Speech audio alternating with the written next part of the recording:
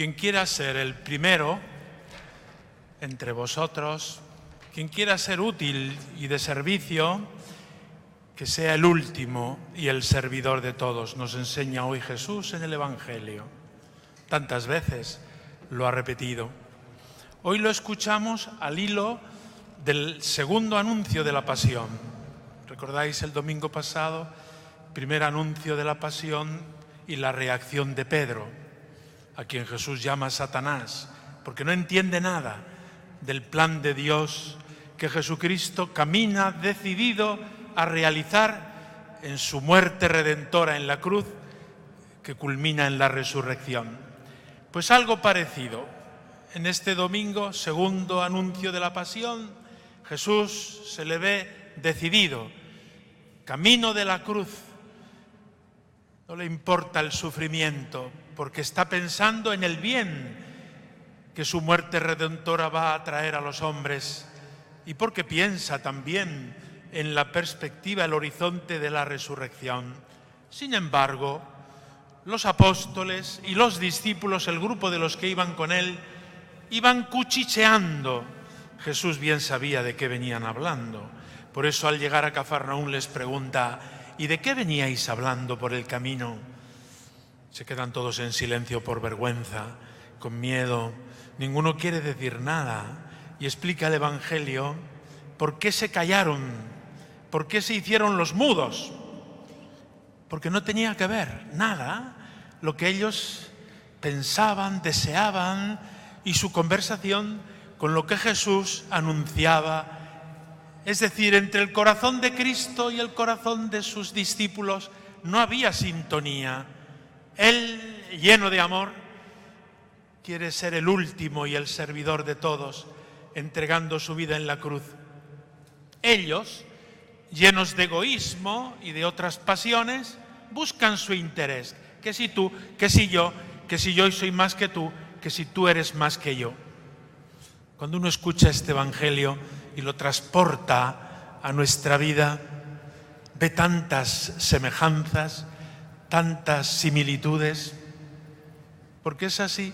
Incluso entre los discípulos de Jesucristo estamos entretenidos en cositas incluso contrarias a Jesucristo y su Evangelio. A mí una de las cosas que más me llaman la atención de Jesucristo es la enorme paciencia con la que soporta a sus discípulos. No solo los soporta, los ama, los tiene en su compañía. Y no porque no se dé cuenta, se da cuenta perfectamente de lo imperfectos que son, de lo rácanos que son, de cómo reculan ante la dificultad, ante el servicio, ante el camino que Jesús recorre decidido. Jesús lo sabe, como nos conoce a nosotros. Y sin embargo Jesús sigue llamándolos, confía en ellos, no se cansa, no se aburre de nosotros, sino que sigue llamándonos a que le sigamos. Y Él está dispuesto con paciencia a mantener esta amistad hasta el final, porque solo al final veremos del todo el resultado. Jesús aprovecha la circunstancia para darles una nueva enseñanza que ha repetido tantas veces: el primero entre vosotros que sea vuestro servidor. ¿Qué es lo que ha hecho Jesús? Recordemos el pasaje de la última cena. Jesús se quitó el manto, se ciñó la toalla y se puso a lavar los pies a sus apóstoles. Y esto les llamó la atención enormemente. Era el trabajo que hace el último de los esclavos. Y Jesús termina aquella escena diciéndoles: si yo, el Maestro y el Señor, os he lavado los pies, también vosotros debéis lavaros los pies los unos a los otros. El que sigue a Jesucristo, sepa que tiene que parecerse a Él. Y tiene que parecerse a Él en el servicio, superando sus gustos, sus caprichos, sus pasiones, su comodidad, su egoísmo, que tiene múltiples formas. De ello nos ha hablado la segunda lectura. Hay entre vosotros disensiones, envidias, porque el otro tiene, porque el otro Conocemos todos estos sentimientos, por desgracia, en nuestro corazón, envidias, riñas.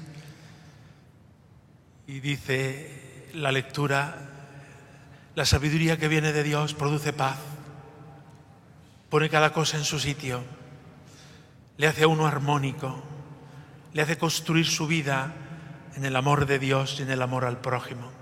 Por el contrario, cuando uno busca su gusto y su placer, entra en conflicto con los demás, porque también los demás buscan su gusto y su placer, y de ahí vienen las guerras, las tensiones, los roces, en una convivencia familiar, en una convivencia de comunidad. Esto es diario y hemos de mirar más arriba, como escuchamos en la primera lectura.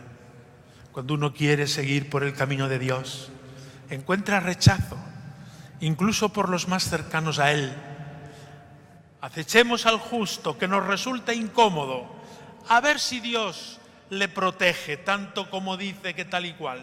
Va a misa, reza, dice que es cristiano, pertenece a la cofradía. Arremetamos contra él, a ver cómo reacciona. O a veces las instituciones, no solo las personas.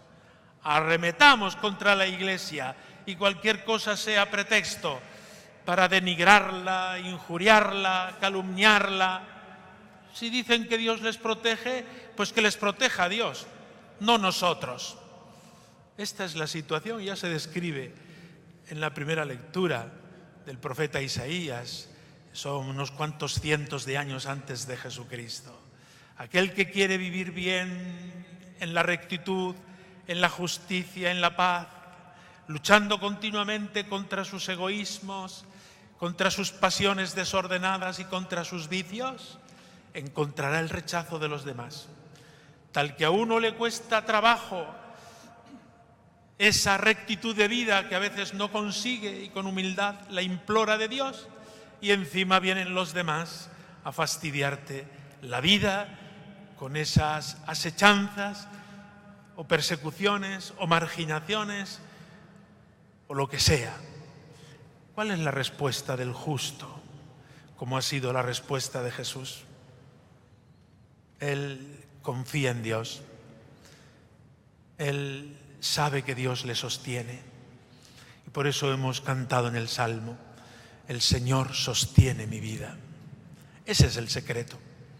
El Señor sostiene mi vida. En la experiencia de cada día, en la oración de cada día, uno se siente amado por Dios.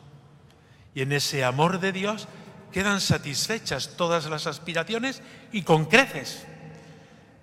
Y ya lo único que le queda a uno son fuerzas para servir, para amar, para entregarse a los demás. Si por el contrario está uno pendiente de sí mismo, de su gusto, de su propio escalafón, de sus propios egoísmos y pasiones, todos los demás le molestan. Incluso a veces se meten contra él. Por eso la oración del Salmo puede servirnos hoy de oración y de súplica humilde. El Señor sostiene mi vida. Sal por mí, por tu nombre. Fortaléceme con tu poder, Señor, porque unos insolentes atentan contra mi vida sin tenerte en cuenta a ti. Pero tú, Señor, Dios clemente y misericordioso, sostienes mi vida. Esta es la experiencia del que delante de Dios se siente pobre y necesitado. Y esta es la experiencia de Jesús, por la cual Él camina hacia la muerte decidido y voluntario, porque el Señor, Dios Padre, sostiene su vida. Y esta actitud de Jesús contrasta con la actitud de los apóstoles, que están buscando el primer puesto, quién es el más importante. Están en otro rollo, en otro universo, no están en sintonía con Jesucristo. Pidámosle humildemente a Jesús que ponga nuestro corazón en sintonía con el suyo, que nuestros intereses sean los suyos, no otros, que no busquemos en la vida otra cosa que agradarle a Él y que agradar a Dios y seguir por su camino, incluso cuando hay que pasar por la pasión y por la muerte, porque al fondo está la resurrección, la vida, la felicidad, la justicia que viene de Dios y nos da la paz. Os felicito, queridos hermanos, miembros de la Delegación de Familia y Vida, por vuestro trabajo de voluntariado al servicio de lo que llamamos el Proyecto Raquel. Raquel lloraba por sus hijos porque habían sido asesinados y no tenía consuelo su corazón. Se refiere a la matanza de los inocentes. Y se ha tomado este nombre porque hay tantas personas, yo me las he encontrado, mujeres sobre todo, pero también hombres, que sufren y no pueden olvidarse de ese dolor de haber matado a un inocente en el seno materno.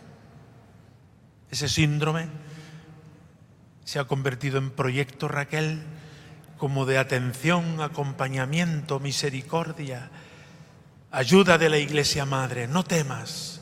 Me acuerdo una vez, una mujer joven acercándose al confesionario hace muchos años y me dice: es que yo he matado a mi hijo. Cuando veo los niños de la edad de mi hijo, se me saltan las lágrimas y no lo puedo olvidar. Es un sufrimiento insoportable. Y yo le recordaba: pero Dios perdona tu pecado. El amor de Dios es más grande que tu pecado. El amor de Dios quiere sanar tu herida.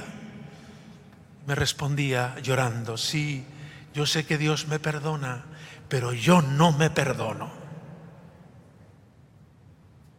Pues de eso se trata, de enseñar a perdonarse, de acompañar a tantas personas. Nuestra sociedad procura disimularlo, ocultarlo. Desde la aprobación de la ley del aborto en España, son más de 1,5 millones de los que han sido asesinados en el vientre materno. Y eso tiene sus secuelas terribles en la vida de las mujeres y de los hombres que han colaborado en ese asesinato tremendo.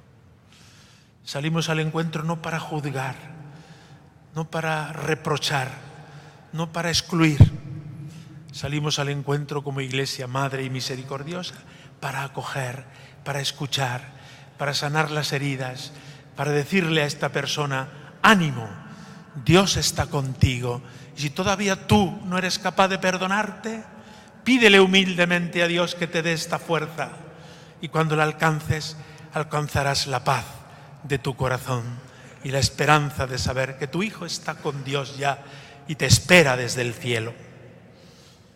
Celebremos la Eucaristía, queridos hermanos, en este domingo, mirando siempre a María Santísima, nuestra Madre. Ella nos protege continuamente. A sus hijos, que somos nosotros, los discípulos de su Hijo, los que vamos entretenidos en no sé qué asuntos, que no tienen que ver nada con Él, los que estamos pendientes de nuestros placeres, de nuestras competitividades, y muchas veces por ello perdemos la paz. María Santísima, Madre nuestra, nos alcance esta paz del corazón y nos lleve a su Hijo Jesucristo. Que así sea.